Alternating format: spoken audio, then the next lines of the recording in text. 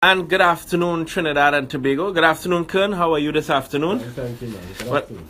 I'm sure Trinidad and Tobago celebrating this afternoon after that successful run and winning gold. And I really want to join the many voices that congratulated the hard work of our team and for them achieving success in London.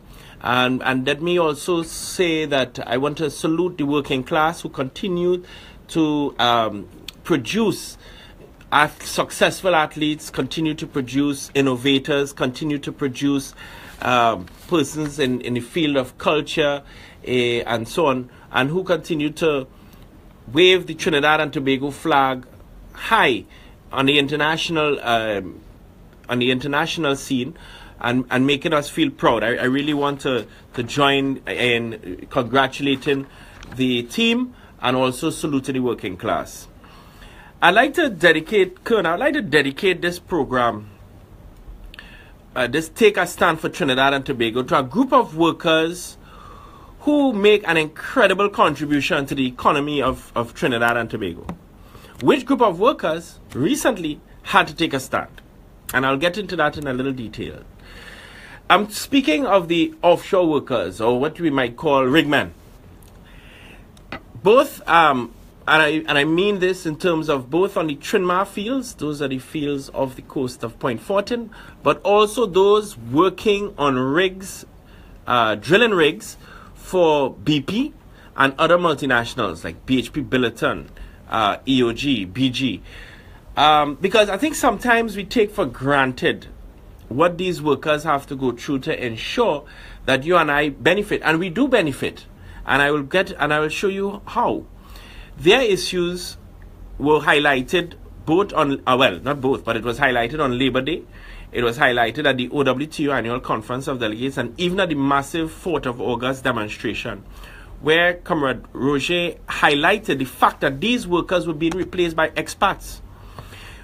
So we have retrenchment taking place all across the country, and yet still we have a group of workers who are being left idle to facilitate the introduction in that sector of more and more expats, which would mean that more and more of our money would be leaving the country, in addition to what those companies, those multinationals will get. Even at the level of the workforce, that money now is leaving our country, because if the sector becomes proliferated with expats, then what is staying in Trinidad and Tobago? So you have big companies exploiting our resources and then using a labor force to send even more of our money outside of Trinidad and Tobago. You know, I want to get into even a little more detail and to get a clearer picture of their contribution. And I think the Trinidad and Tobago would understand why I would have dedicated this particular program to those workers. First of all, there's oil and gas in the ground. Okay? It takes machinery and people who work these machinery to extract this natural resource, then monetize it, in other words, turn it into money. So without the machinery and certainly without the people to operate these rigs, that resource will stay in the ground. And it will not earn us precious foreign exchange, which you and I can use to consume goods and services. Can you imagine? So, I mean, I don't think us sitting down and wishing that that natural resource is fiscalized or turned into actual foreign exchange, that don't happen automatically. It is real flesh and blood, real people who are working those machines, and I'll get into a little detail as to what that entails, in order to extract that resource, which is then fiscalized or which is monetized or which is turned into foreign exchange, which foreign exchange is used to absorbed by the business community in order to import goods and services, which which you and I consume. Sometimes it's important to understand how our economy really works. Now, based on the EITI report of 2014 and 2015, here's what that contribution is. Here's the contribution of these workers. BP in 2014 reported $6.8 billion. In 2015, it was $4.5 billion. That's over $11 billion in 2 years. Petrotrin, because they have an offshore unit in terms of Trinma, some $6.7 billion contribution and $4.1 billion. PG was $2.1 billion in 2014 and $1.1 billion in 2015. BHP Billiton, $1.2 billion and you see where I'm going with that?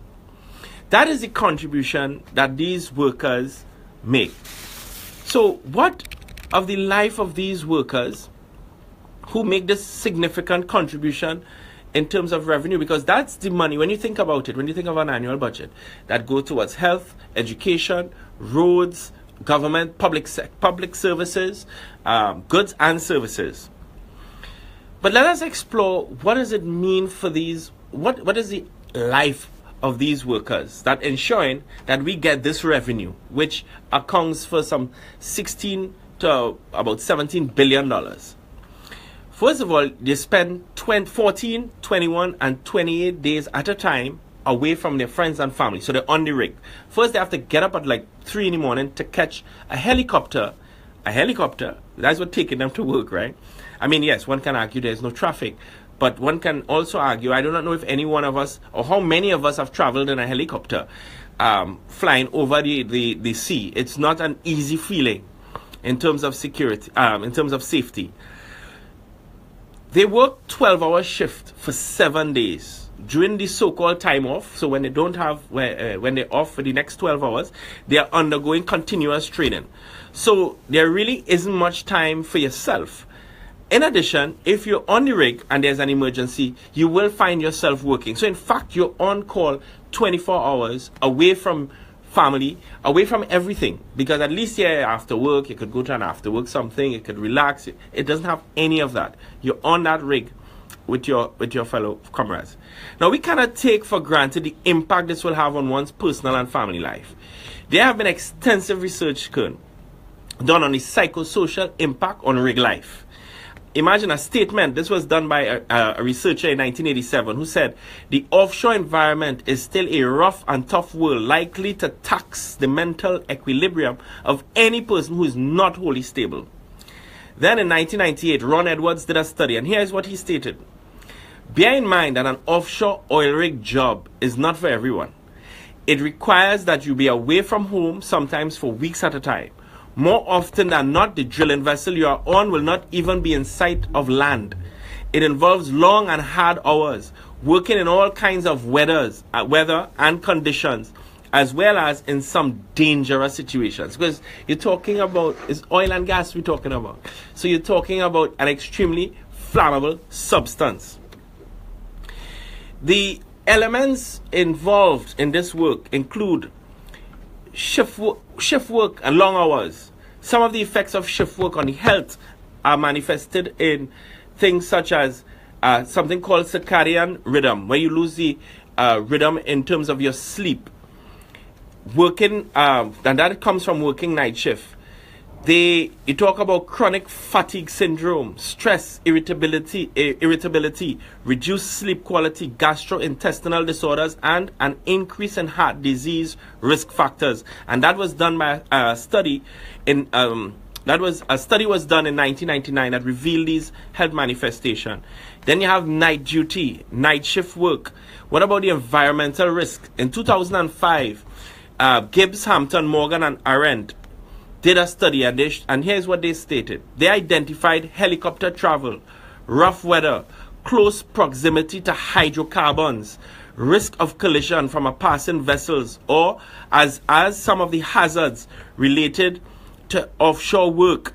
Offshore oil and gas workers are exposed to various hazards which can lead to anxiety, insomnia, risk of fire explosions, blowouts, falling objects, falling into the deep ocean, toxic chemicals, temperature. I mean, the list can go on. As a matter of fact, when I was talking to some of them, you know what they told me? They're dealing with equipment, in particular this particular equipment that takes the pipe out of the ground. 160 tons. You know what that is? And it's sensitive equipment. And in this particular instance, this worker was explaining to me that it malfunctioned. So you can imagine if something went wrong, what will happen to them out there on that rig? And not to mention the family impact. Studies have showed, Kern, Trinidad and Tobago, the family impact is tremendous. They have something called and it's linked with the family separation, because remember, you're away at weeks at a time. So in terms of your wife, your children, you have the stress for both the workers and the spouse, marital conflicts, tensions, divorce. There's an actual syndrome called intermittent husband syndrome, because of the you have the husband and wife parting from time to time over a long period, whether they go for 2 weeks, in some cases 21 days, in some cases 28 days. And then the temperatures. I mean, you and I sit down here, we in the nice comfortable studio. What it is like to work around temperatures that exceed sometimes hundreds and thousands of degrees. I mean, just think about that for a moment. One valve blow, and that the temperature will burn off your skin like that. So of course, things like health and safety will be crucial. The living conditions for some of these workers could include inadequate leisure facilities to occupy free time, sharing and living and sleeping accommodations, inadequate facilities for any kind of physical exercise, lack of privacy, because remember, you're bunking with fellow workers. Then you have last minute change in the crew relief arrangement. Then you have short notice recall to rig, staying overnight to meet early check-ins, delay in the crew change due to the weather conditions, working excessive periods of time offshore with only a short break between trips. This is the reality of what these workers have to go through. In order for us to receive what I just talked about in terms of the billions of dollars in revenue, we have to recognize the sacrifices being made by these workers for our benefit. These workers ensure that our country receives some $16.7 billion in revenue in just 2 years. Let us not forget that this type of work is also temporary, once there's a rig. So when you have these workers taking this kind of risk, one will have to argue, okay, then there must be measures and policies in place in terms of how do we ensure and guarantee the health and safety of those workers, and how do we ensure how do we guarantee the equipment runs safely and the facilities run safely and do not endanger the workers and do not endanger the environment. So let us even analyze this a little bit more in terms of how this industry works. So you have a labor contractor who is a local contractor who supplies labor, right? This local labor contractor supplies the labor to what is called a drilling contractor. So you have a labor contractor, then you have a drilling contractor who tends to be international. So they actually do the drilling work. The drilling contractor is drilling for a multinational, which will be like BP, BG, BHP Billiton, and so on. So you have the multinational subcontractor, drilling contractor, who then contracts a labor contractor locally who supplies the labor. Now, after a 90-day period, according to the industrial code, the worker is no longer working for the labor contractor, but for the drilling contractor. That is the people who are actually on the rig drilling for the oil. But the agreement with a trade union, because the question is, how are these workers protected? The agreement with the trade union, is between the labor contractor and the union. So in effect, there's a little sleight of hand by the multinationals and the international contractors to get away from dealing with a union. So they don't, as far as they're concerned, hands off, right? So whatever issues that has to take place with the labor contractor. But according to the industrial court, your actual employer, the person who's giving you warning letters, is the drilling contractor. So you see the little anomaly there, which allows, we have to pay close attention to that, because then it allows the multinationals and the international companies to take a hands-off approach, even whilst they take action against our workers. So even whilst they send home local workers to recruit expats and so on, they're doing that even as they do not have any connection whatsoever with the local trade union. Now, these workers recently had to take action with regards to health and safety on a particular drilling contractor rig. And I have in my possession a copy of what you could call the drilling contractor safety workbook, if you know, for ease of reference. And here's what it says in this particular case. Simply stated, 0 accidents, 0 incidents, 0 near misses, 0 harm to the environment. Stop work authority. Hear this? Stop work authority. All personnel on this particular rig, I'm not going to call the company's name, or facility, including contractors, have the right and obligation to stop any job, large or small, that appears to be unsafe. Of course, because you're dealing with oil and gas, you're dealing with heavy equipment, you're dealing with high temperature, you're dealing with high pressure. So there must be a provision that enables the workers say, hey, this could something looking wrong here. And I do not want people to forget that major oil spill, major explosion and oil spill in the Gulf of Mexico, because they weren't following proper protocol. All right? This is compromised, because hear what is happening. And this is what I want us to pay attention to Trinidad and Tobago, because we have always maintained the natural resources of this country belong to all of us. And therefore, how it is managed, how that is extracted, how we benefit is of concern to all of us. It's not just for the concern of the company and the workers, but for all of us as loyal, patriotic Trimbagonians. Because there seems to be a growing criminal enterprise in the offshore sector. Yeah, you heard me say it. I'll explain. You see, there's now a group that charge workers a fee. Excuse me. Yeah, this. That charge workers a fee to facilitate them getting a job on these rigs. This practice is dangerous, because when you have unionized workers who are going to follow the company's protocol in terms of health and safety and take a stand for health and safety issues, you have excuse me, this group making calls for the other workers not to take a stand on health and safety issues. Do you have any idea how dangerous that is? The other risk that is involved here is that you will have, because once you start that, where it's like a cutback, you're getting a cut. You see that? We do not want that. I think I want to say this here publicly in Trinidad and Tobago. See that in that very important sector which generates all of this revenue, to undermine and compromise the facilities out there in order to facilitate some sort of criminal enterprise will not be accepted. The same way we cannot have local workers who are qualified and who can do the job being replaced by expats.